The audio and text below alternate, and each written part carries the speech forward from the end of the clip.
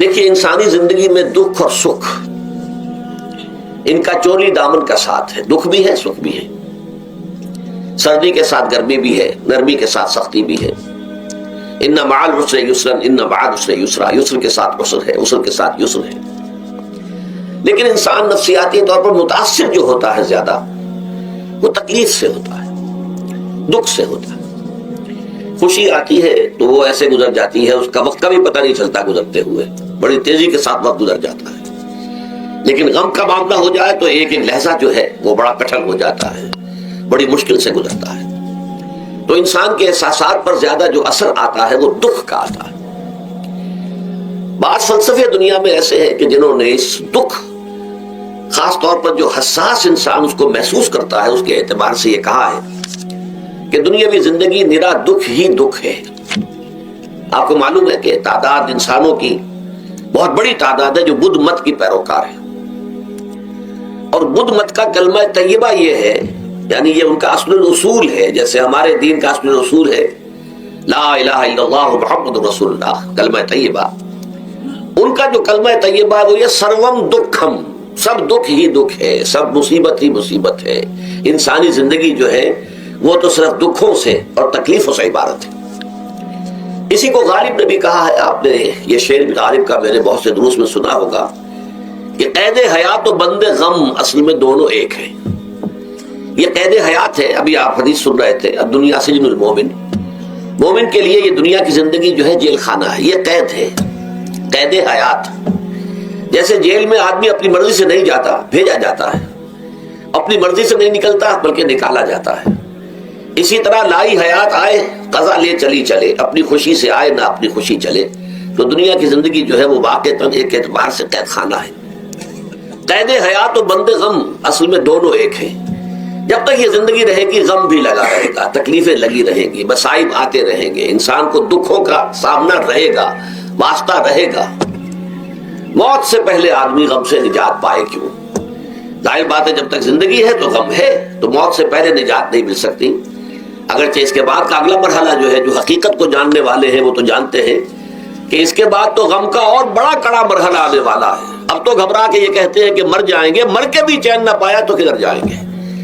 اگر اللہ ہمیں معاف فرمائے، اپنی رحمت اور مغفرت سے ہمیں ڈھانپ لے، جیسے کہ حضور نے فرمایا الا یتغمدنی ربی برحمتہ، حضور نے فرمایا کہ کوئی انسان بھی محض اپنے اعمال کی بنیاد پر جنت میں نہیں داخل ہو سکے گا جب تک کہ رحمت خداوندی دستگیری نہ کرے۔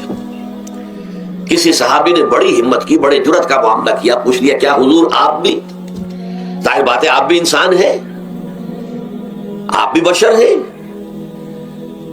قرآن مجید میں کہلوایا گیا ہے قُلْ إِنَّمَا أَنَا بَشَرٌ مِثْلُكُمْ۔ تو اگر آپ کہتے ہیں کوئی انسان جنت میں داخل نہیں ہو سکے گا محض اپنے اعمال کی بنیاد پر جب تک کہ رحمت خداوندی دستگیری نہ کرے، تو کیا آپ بھی اس قاعدہ کلیہ میں شامل ہیں؟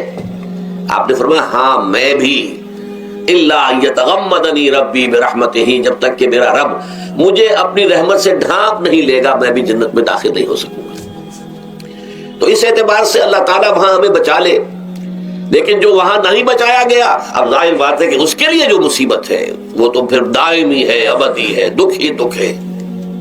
میں اس کی طرف زیادہ جانا نہیں چاہتا اس وقت، اصل میں میرا موضوع جو ہے وہ اس دنیا میں دکھوں کا علاج۔ اب اس اعتبار سے غور کیجئے، دکھ دو قسم کے ہیں۔ قرآن مجید پر جتنا میں نے غور کیا، دکھ ایک تو وہ ہے کہ جو ناگہانی طور پر آ جاتے ہیں، اس میں ہماری کسی غلطی کو دخل نہیں ہوتا۔ وہ کوئی آفت سماوی ہے، کوئی زلزلہ آ گیا ہے۔ ابھی آپ کو معلوم ہے بھوج جو قصبہ تھا گجرات اسٹیٹ کا، انڈیا کا پورا ختم ہو گیا، اس میں بہت سے مسلمان بھی تھے۔ جب کوئی آفت سماوی آتی ہے تو وہ ظاہر بات ہے کہ پھر سب کے سب لوگ اس کی لپیٹ میں آ جاتے ہیں۔ زلزلہ آ گیا، کوئی اور طوفان آ جائے، جیسا کہ کئی مرتبہ آپ نے اخبارات میں پڑھا ہوگا، اس سال امریکہ میں بہت طوفان آئے ہیں، مشرقی ساحل پر بار بار طوفان آئے، وہاں بھی لوگ مرتے ہیں، وہاں بھی چھتیں اڑ جاتی ہیں، وہاں بھی تباہی جو ہے آتی ہے۔ تو اس حوالے سے ایک تو ہے وہ ناگہانی آفات، آفت ارضی ہو یا آفت سماوی ہو، زلزلہ ہے یا آفت ارضی ہے، طوفان آ گیا ہے، کوئی سائیکلون آ گیا یا آفت سماوی ہے، یا کوئی آسمان سے بڑا سا پتھر آ جائے۔ آپ کبھی کبھی اخبارات میں پڑھتے ہوں گے کہ ایک بڑی چٹان پاس سے گزر گئی، بہت بڑی خلائی چٹان جو ہے زمین کے قریب سے ہو کر گزر گئی، زمین بچ گئی، ورنہ اگر وہ زمین سے ٹکرا جاتی تو نہ معلوم کتنا بڑا یہاں پر تباہی کا معاملہ ہوتا تھا۔ بڑے بڑے جو ہے شہاب گرتے رہے زمین کے اوپر، بڑی بڑی تباہیاں آتی رہی ماضی میں۔ تو ایک تو یہ ہے، اور ان میں بھی تقسیم کیجئے، یہ ناگہانی تکلیف، ناگہانی مصیبت، یا کوئی آفت سماوی یا آفت ارضی، اس کی بھی پھر دو قسمیں ہو گئی۔ ایک وہ کہ جو افراد کو متاثر کرتی ہے انفرادی سطح پر، آدمی سڑک پر جا رہا تھا، پیچھے سے آ کر کسی گاڑی نے ٹکر ماری، گر گیا، ٹانگ ٹوٹ گئی، اب ظاہر بات ہے کہ اس میں اس کا کوئی قصور نہیں ہے، یہ اللہ تعالیٰ کی طرف سے بات آ گئی ہے۔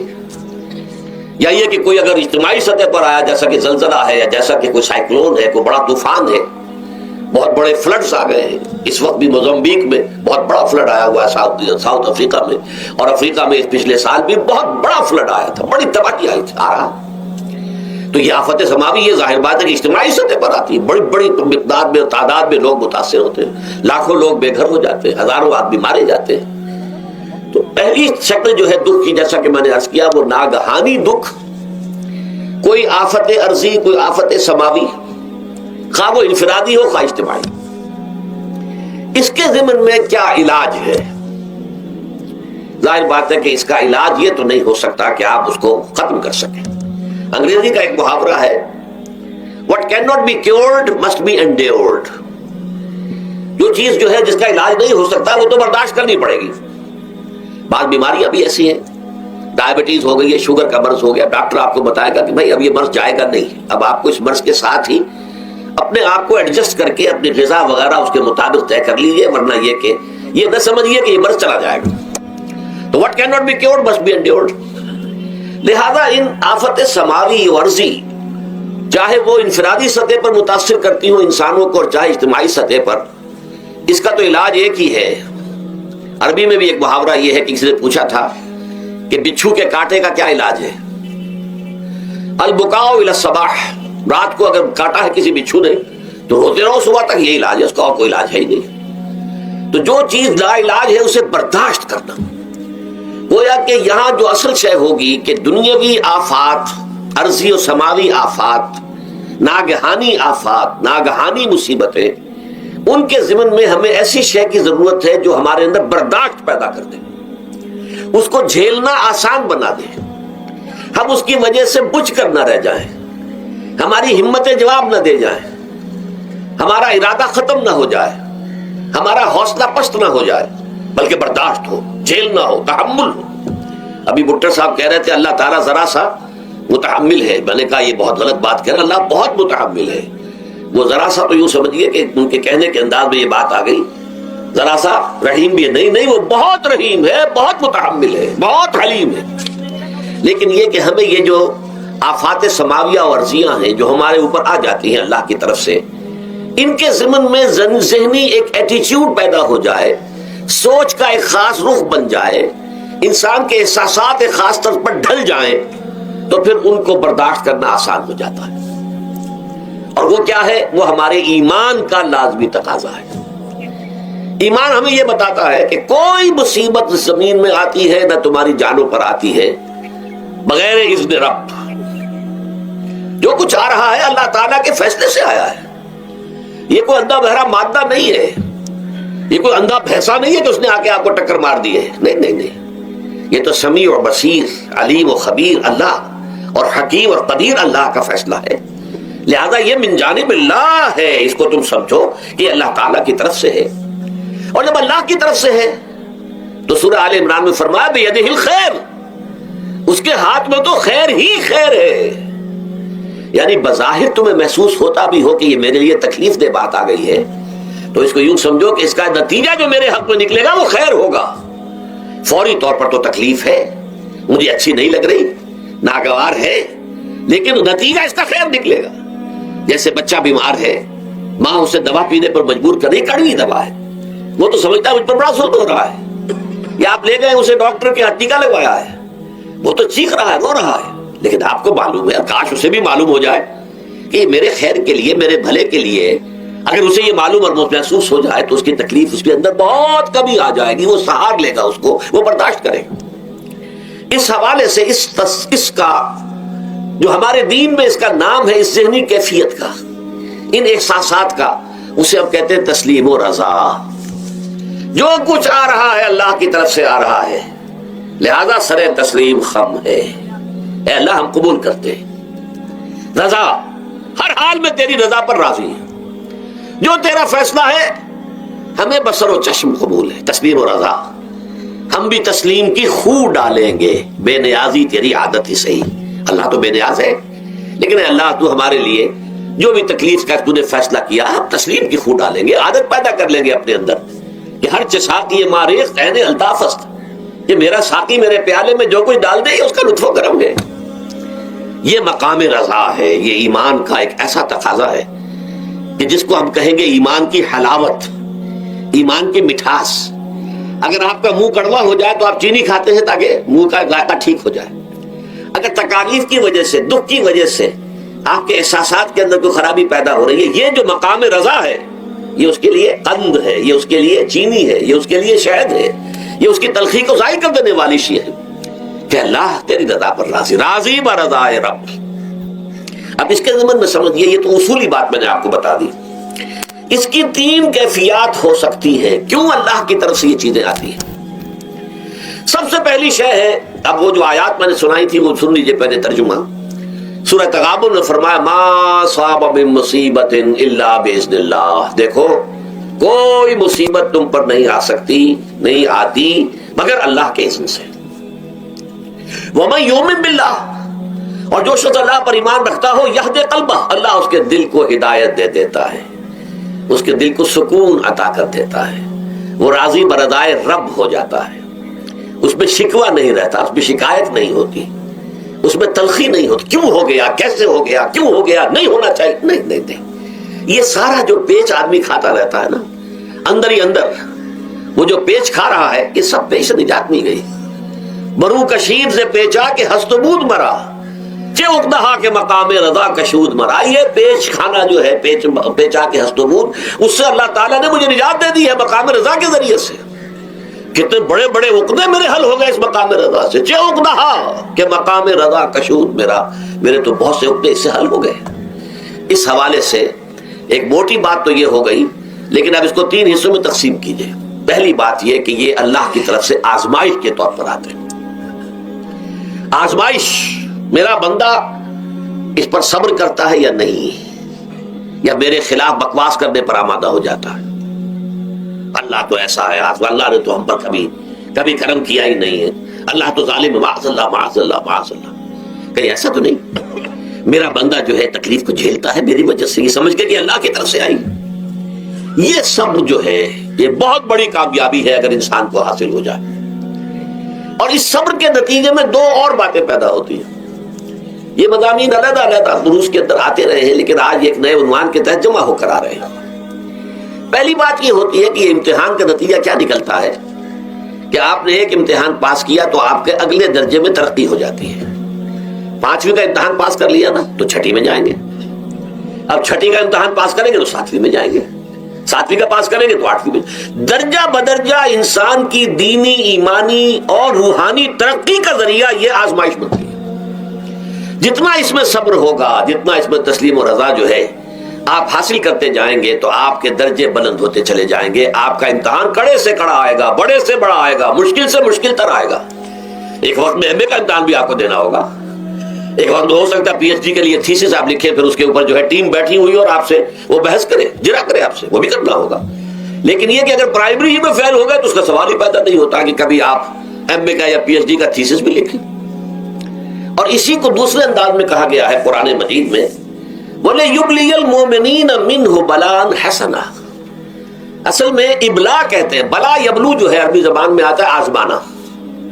خلق الموت والحیات لیبلوکم ایکم احسن عملا، یہی معنی ابتلا کے میں، ابتلا یبتلی آزمانا۔ ابلا یبلی جو آتا ہے باب افعال سے، اس میں آتا ہے کسی کو کسی تکلیف میں ڈال کر اس کو نکھارنا، کہ اس کا جوہر نکھر جائے، اس کے اندر جو خیر ہے وہ اور چمک جائے، لوگوں کو بھی معلوم ہو جائے کہ یہ شخص اس مقام کا اہل ہے، اس کے اندر یہ صلاحیت ہے، اس میں یہ قوت موجود ہے۔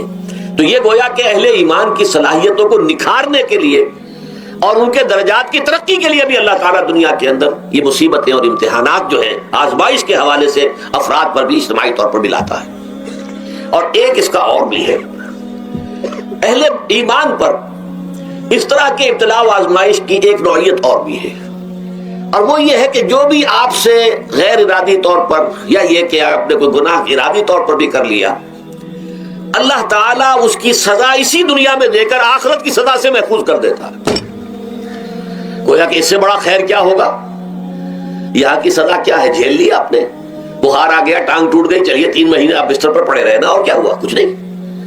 لیکن یہ کہ آخرت کی سزا ملتی بہت عظیم ہوتی، لہذا کفارہ بناتا ہے اللہ تعالیٰ گناہ، جو بھی گناہ ہو گئے ہیں، غلطیاں ہو گئی ہیں، ان کا کفارہ اللہ تعالیٰ بندہ مومن کے لیے، حضور کی ایک حدیث ہے، اس کا مطلب مجھے اس وقت یاد نہیں ہے، کہ مومن کا معاملہ عجیب ہے، اسے کوئی تکلیف پہنچتی ہے صبر کرتا ہے، وہ اس کے گناہوں کا کفارہ بن جاتا ہے، اور اگر کوئی خوبی ملتی ہے اس پر اللہ تعالیٰ کا شکر ادا کرتا ہے، اس کے درجات بلند ہو جاتے ہیں۔ تو یہ معاملہ جو ہے اللہ تعالیٰ کی طرف سے بندہ مومن کے حق میں خیر، کہ در حقیقت اس کے ان گناہوں کی پاداش کہ جو اس نے یہاں کر لیے ہیں، یہی دنیا میں دے کر دھو دیا جائے، پاک کر دیا جائے۔ جیسے آپ کو معلوم ہے دھوبی جو ہے کپڑے کو بھٹی میں چڑھاتا ہے، گرم پانی میں ڈالتا ہے کہ ڈالتا ہے تاکہ اس کا میل نکلے، اس کے آگے پٹکتا بھی ہے ذرا اس کو تاکہ وہ میل اچھی طرح چھٹ جائے اس سے۔ اسی طرح اگر دنیا میں ہمارے میل چھٹ جائیں، دنیا میں اگر ہمارے گناہ دھل جائیں، تو یہ بڑے نفع کا سودا ہے، بڑے نفع کا سودا ہے، بڑے نفع کا سودا ہے۔ اس اعتبار سے آپ غور کیجئے کہ اگر یہ حقائق ہمارے سامنے رہے تو کیا کوئی تکلیف دنیا کی ہمیں بھاری محسوس ہوگی؟ ہمیں تو بتایا یہ گیا ہے کہ عسیٰ ان تکرہوا شیئا وہو خیر لکم وعسیٰ ان تحبوا شیئا وہو شر لکم واللہ یعلم وانتم لا تعلمون۔ ہو سکتا ہے کہ تم کسی چیز کو ناپسند کرو، دراصل کہ اسی میں تمہارے لیے خیر ہے، تمہیں نہیں پتا، اور ہو سکتا ہے تم کسی چیز کو پسند کرو، دراصل کہ اس میں تمہارا شر ہے لیکن تمہیں نہیں معلوم۔ اللہ یعلم وانتم لا تعلمون، اللہ جانتا ہے تم نہیں جانتے۔ اس حوالے سے سبردم بدو مایا خیشرا تدانی حساب کم و بیشرا، اے اللہ، اس کو کہتے ہیں تفویض۔ یہ سورہ تغابن کے درس میں یہ تمام مضامین تفصیل سے آتے ہیں کہ ایمان کے جو باطنی ثمرات ہیں اس میں سب سے پہلے مقام رضا ہے، پھر تفویض ہے، توکل ہے۔ آپ محنت کر رہے ہیں، محنت کر رہے ہیں، محنت کر رہے ہیں، نتیجہ نہیں نکلا۔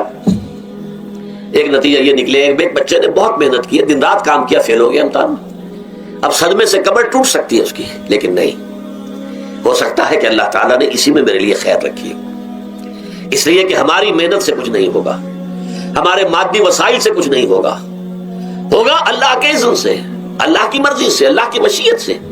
یہ ہمارے لیے خاص طور پر اس اعتبار سے بہت اہم نقطہ ہے، ہم سب راہ حق کے مسافر ہیں، اپنے اپنے بس پڑتے محنت کر رہے ہیں، وقت بھی صرف کر رہے ہیں، مال بھی صرف کر رہے ہیں، محنت کر رہے ہیں، مشقت کر رہے ہیں، لیکن فرض کیجئے جیسا کہ ہے پھر واقع، فرض کیا کیجئے، وہ تو واقع سامنے کی بات ہے، نتائج نکلتے نظر نہیں آ رہے، قدم نہیں بڑھ رہے، ہماری طرف لوگوں کا رجوع عام نہیں ہے، ٹھیک ہے، اس پر قطعاً بدل ہونے کی بات نہیں، یہ اللہ تعالیٰ کی مشیت میں ہوگا، جب وہ چاہے گا تب ہوگا۔ ہمارا کام یہ کہ اپنا فرض ادا کیے چلے جائیں بس، اور نتیجے سے بالکل ذہن کو اپنے منقطع کر لیں، ذہن کا کوئی تعلق آپ کے نتیجے کے ساتھ نہ رہے۔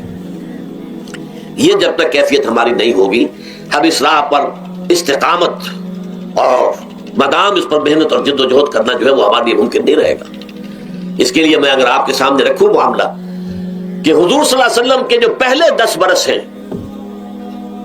جب سے آپ کو آغاز ہوا ہے وحی کا،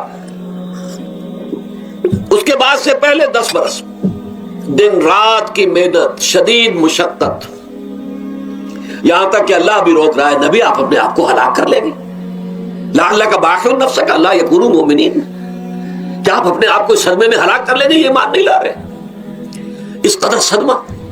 لیکن اس کے ساتھ یہ ہے کہ یہ نہیں ہے کہ نتیجہ نہیں نکل رہا تو کام چھوڑ کے بیٹھ جائے، نہیں، معاذ اللہ، معاذ اللہ، نتیجہ نہ نکلے تو حضرت نوح علیہ السلام کی عمر بھی اگر حضور کی ہوتی 950 برس بھی حضور دعوت دیتے تھے، آپ کا کام تھا، آپ کا فرض تھا۔ حضرت نوح علیہ السلام بھی تو آخر اللہ کے ایک بندے تھے، اللہ کے رسول تھے، 950 برس تک دعوت دی ہے۔ فَلَبِثَ فِيهِمْ أَلْفَ سَنَةٍ إِلَّا 50 عَامًا، یہ تو ہم مانتے ہی نا، اگر قرآن کے اندر نص قطعی صریح الفاظ نہ ہوتے کہ 950 برس تک رہے، ورنہ یہ بات سمجھ سے بالا تر ہے۔ عام طور پر معلوم ہوتا ہے کہ اس دور میں ابھی عمریں زیادہ تھی لوگ، بہرحال جو میں نے عرض کیا تھا کہ دکھ جس سے انسان متاثر ہوتا ہے اس کی ایک قسم وہ ہے کہ جو ہمارے ارادہ اور اختیار سے باہر اللہ کی مشیت سے، اللہ کے اذن سے، اللہ کی مرضی سے آتا ہے. اس کے لیے ہمارا کام صرف برداشت ہے. جو شے بھی ہمیں برداشت کی صلاحیت عطا کر دے وہی اس کا علاج ہے. جیسے آپ کو معلوم ہے کہ بخار بہت تیز چڑھا ہوا ہے، اس کی دوا نہیں ہے اسپرین یا کوئی اور پیراسیٹامول، بخار کی شدت کو کم کر دے گا، وہ کوئی علاج نہیں ہے. علاج تو ہوگا اگر معلوم ہو کہ کون سے جراثیم ہے، کس کی وجہ سے ہے، اس کا صحیح اینٹی بایوٹک کون سا ہے، وہ علاج ہوگا. یہ علاج نہیں ہے. لیکن اس کی شدت کی کمی اور اس کے اندر جو احساس ہے جھیل جانے کا، وہ انسان کے لیے آسان ہو جاتا ہے.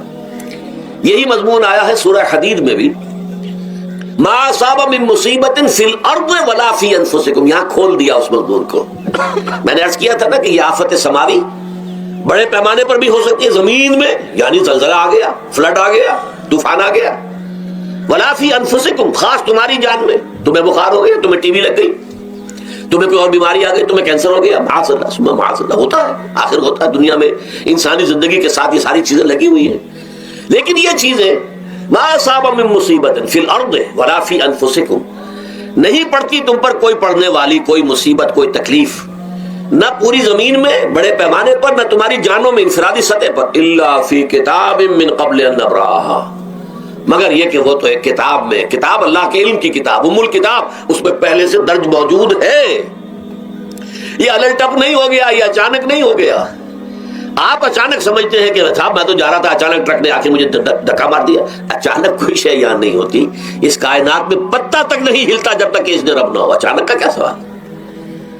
تو در حقیقت جو ہوتا ہے وہ اللہ تعالیٰ کے علم میں پہلے سے ہے، علم کامل.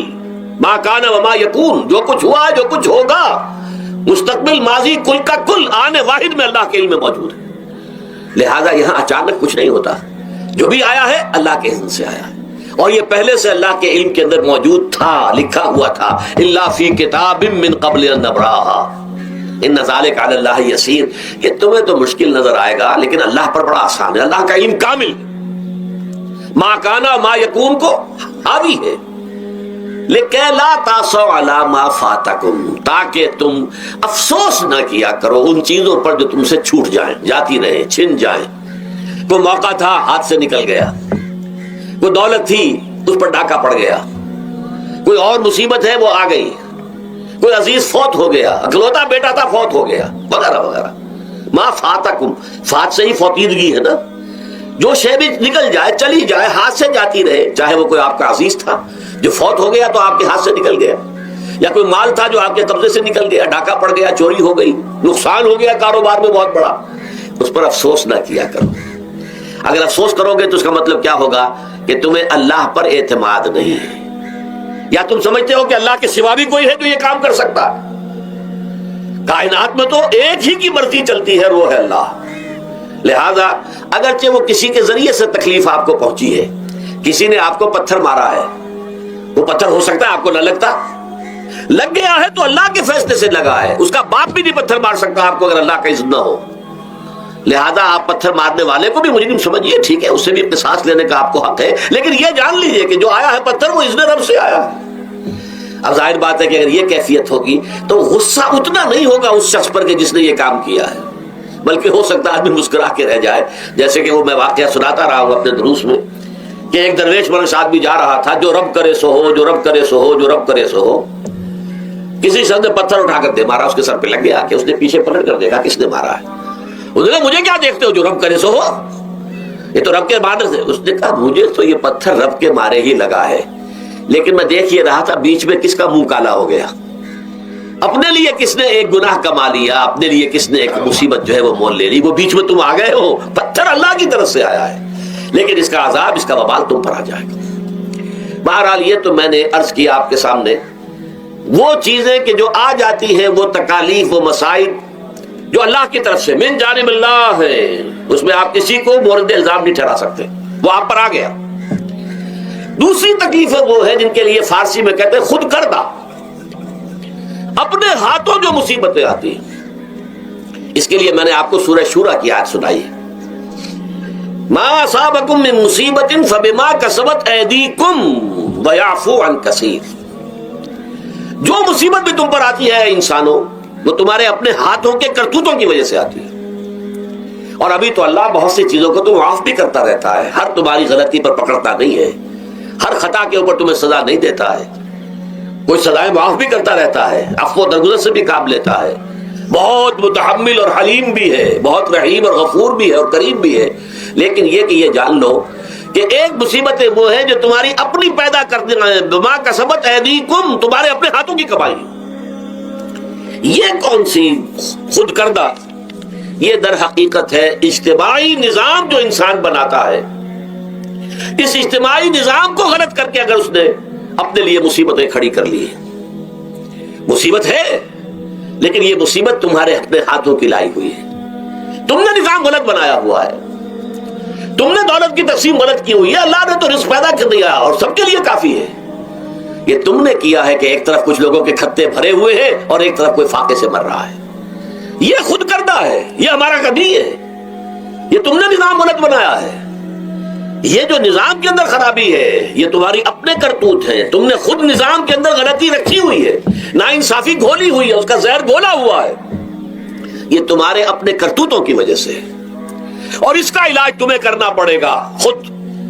اور وہ علاج کیا ہوگا؟ نظام کو صحیح قائم کرو. اللہ کا دیا ہوا نظام، نظام عدل و قسط،